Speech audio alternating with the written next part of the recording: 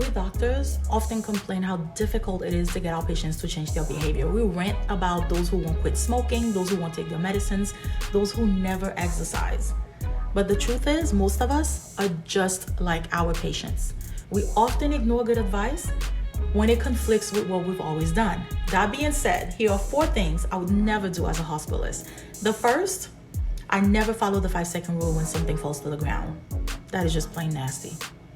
Second, I don't discuss patient information in the elevator. You never know who can overhear your conversation. Plus, it could be a HIPAA violation.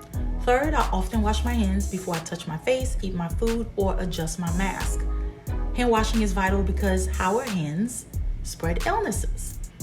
And the fourth, I don't neglect my health. The physical benefits of looking good and feeling great lead to great self-esteem. Until next time, be good to yourself and each other.